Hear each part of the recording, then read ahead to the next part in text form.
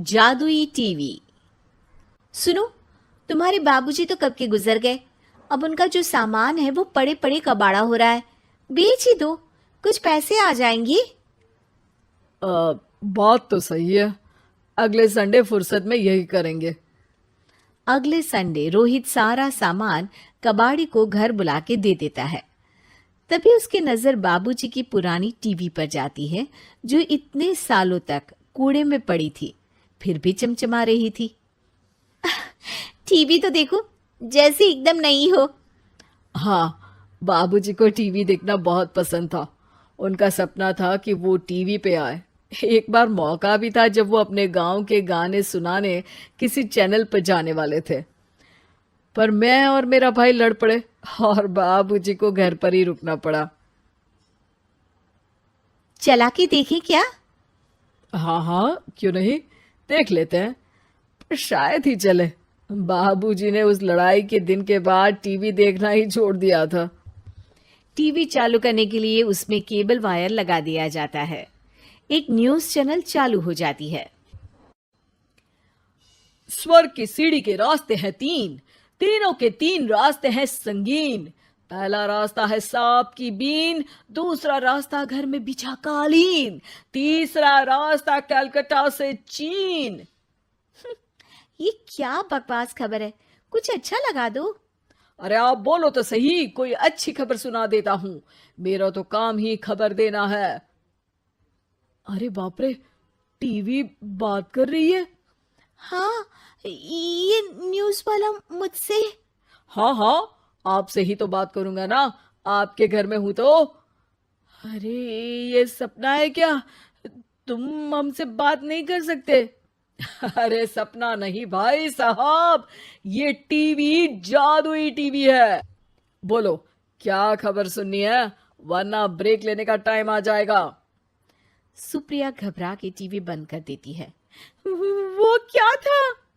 अरे एक बार और चालू करके देखे, फिर से बात करेगा तो चैनल बदल देंगे।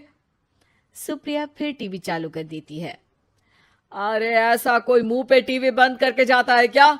मुझे बुरा लगा आपका नेचर। चाय पानी तो पूछो। सुप्रिया टीवी के बटन से चैनल बदल देती है। अब टीवी पर एक फिल्म चल रही है। अरे ये तो सूर्यवंशम है ना?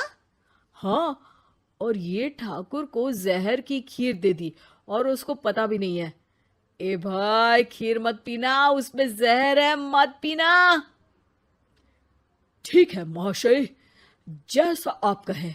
हाँ। अरे, आपकी बात मान ली, पूरी पिक्चर ही अब तो बदल जाएगी। मतलब ये सच में जादुई टीवी है? तभी वहां कबाड़ी आ जाता है। भैया, टीवी के 150 रुपए दूंगा, चलेगा? अरे 1.5 करोड़ में भी ना दे तुमको ये टीवी हम। अरे 1.5 करोड़ खरीदने को होते तो तुम्हारे घर में ये पानी चाय नहीं पीता, अंबानी या टाटा के घर बैठा कोल्ड कॉफी पीता। रोहित कबाड़ी का हिसाब करके उसे वहां से चलता करता है और अपने भाई शशिकांत को फोन लगा के बुलाता है। शशि थोड़ी ही देर में वहां पहुंच जाता है।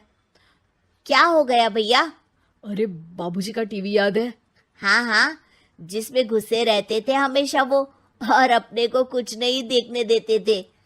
अरे वो अब जादुई टीवी बन गया है। भैया, आपकी बकवास करने की आदत अब तक नहीं गई।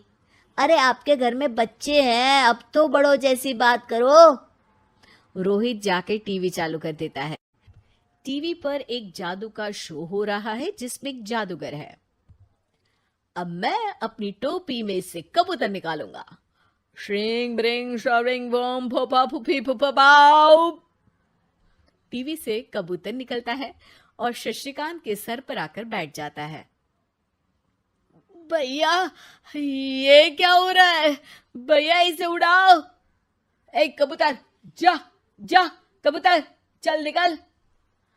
अब मैं टोपी में से सांप। सांप सुनते ही शशिकांत कांप जाता है और भाग के टीवी बंद कर देता है। भैया, सॉरी भैया, मैं समझ गया ये सच में जादुई टीवी है, पर एक बार और ट्राई करते हैं। पर भाभी, कोई दूसरा चैनल लगाओ। हाँ, जिसमें डर ना लगे। सुप्रिया टीवी चला देती है और न्यूज लगा देती है। अरे कितने दिनों बाद मुझे याद आया, बताइए क्या खबर सुनाओ। और ये नया आदमी कौन है? ये मेरा भाई है शशिकांत। ओह यस, वही है ना जिससे तुम लड़ लिए थे किसी बात पे, और तुम्हारे बुढ़ाओ पिताजी गुस्सा हो गए थे और टीवी को संन्यास दे दिया था। हैं? तुमको कैसे पता ये सब? इस टीवी में रहने वाले आदमी से लेकर कबूतर तक को तुम्हारे बाबूजी और तुम्हारी बातें पता है, इसलिए तो ये जादुई टीवी है। ये टीवी क्या कर सकती है वैसे? तुम जो मांगो दे सकती है। कहानी बदल सकते हो, खबर बदल सकते हो, कोई चीज मांग सकते हो। अरे भैया, ये टीवी मैं लेके जा रहा हूँ। बाबूजी का लाडला तो मैं ही था ना। अरे ऐसे कैसे? मैं बड़ा बेटा था, अब तक मेरे घर में टीवी थी ना। अब तक कहाँ गए थे पिताजी के लाडले? तुम्हारी गलती का एहसास भी है। अरे भैया, ज्यादा ना बोलो वरना भूल गए आपके दांत तोड़ दिए थे मैंने उस लड़ाई में। मेरी बीवी के सामने मेरी बेइज्जती करता है। रुक। दोनों भाई हाथापाई पे उतर जाते हैं। रुक, बताता हूं तुझे कि कौन बड़ा है। अरे छोटे का दम तो देख लीजिए आप। ये खबर आपके बाबूजी को देता हूं। तभी टीवी अचानक बंद हो जाता है। अरे शायद टीवी नाराज हो गया। और लड़ लो, आए बड़े खली बनने। टीवी से एक तेज रोशनी निकलती है और टीवी में बाबूजी दिखाई देते हैं। बापूजी आप? इतना चकरा क्यों रहा है? अपने बाप को नहीं पहचानता क्या? ये तो ऐसा ही है बाबूजी। प्रणाम बाबूजी। अरे चुप कर, तुम दोनों ही उल्टे हो। तुम्हारी वजह से मैंने टीवी में आने के सपने को छोड़ दिया, तुम्हारी लड़ाई की वजह से। और तो और, जितना मैं अपनी बीवी को नहीं देखता था उतना टीवी को देखता था, वो भी छोड़ दिया तुम दोनों की लड़ाई की वजह से।